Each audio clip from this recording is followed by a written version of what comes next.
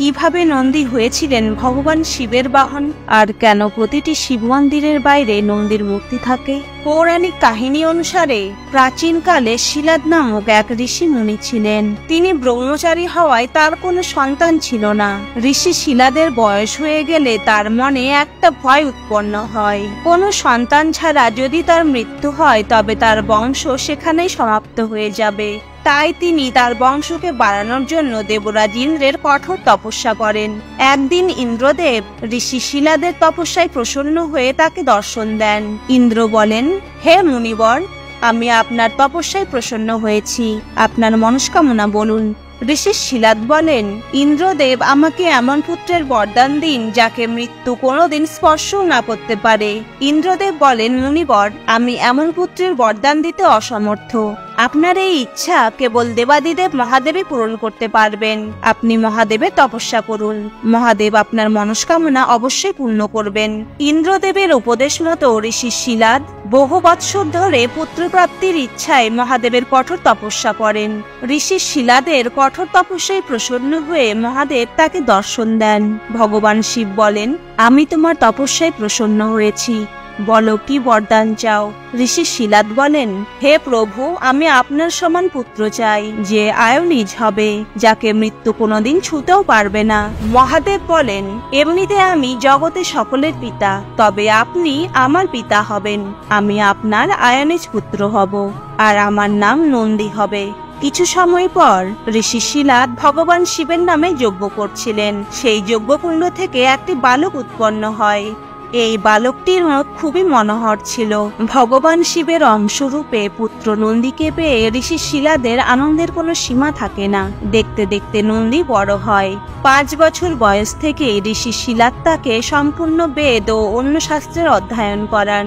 যখন নন্দীর বয়স 7 বছর হয়, তখন তাদের ঘরে 2জন সন্ন্যাসী অতিথি হয়ে আসেন। পিতা শিলাদ ও পুত্র নন্দী মিলে ওই 2জন সন্ন্যাসীর খুব আদর যত্ন করেন। ঋষি শিলাদের ঘরে অতিথিদের প্রতি আপ্যায়ন দেখে সন্ন্যাসীগণ খুবই খুশি হন এবং যাওয়ার আগে তারা ঋষি শিলাদকে দীর্ঘায়ু ও সুখী জীবনের আশীর্বাদ দিয়ে চলে যাচ্ছিলেন। তখন ঋষি শিলাদ সন্ন্যাসীদের বলেন, যদি কিছু মনে না করেন তবে একটা কথা বলছি। আপনারা আমাকে আশীর্বাদ দিলেন, তবে আমার পুত্র নন্দীকে কেন দিলেন না?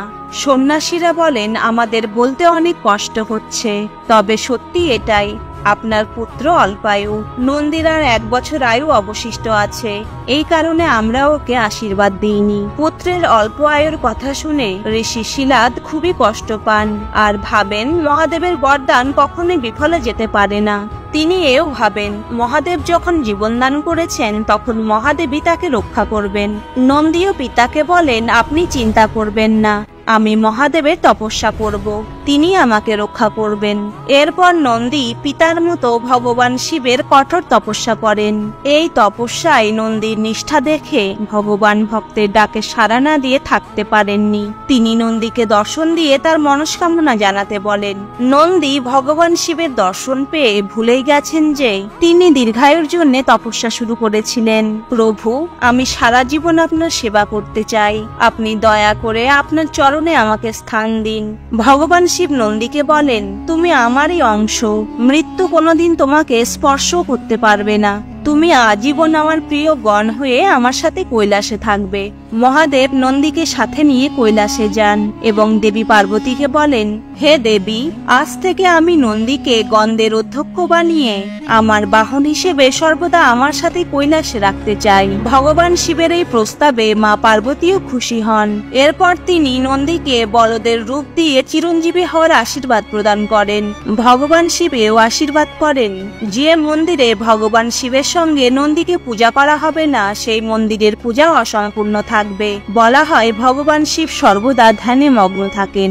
তাই বলা হয় ভগবান শিবের কাছে ভক্তদের প্রার্থনা ও মনস্কামনা সবসময় পৌঁছায় না।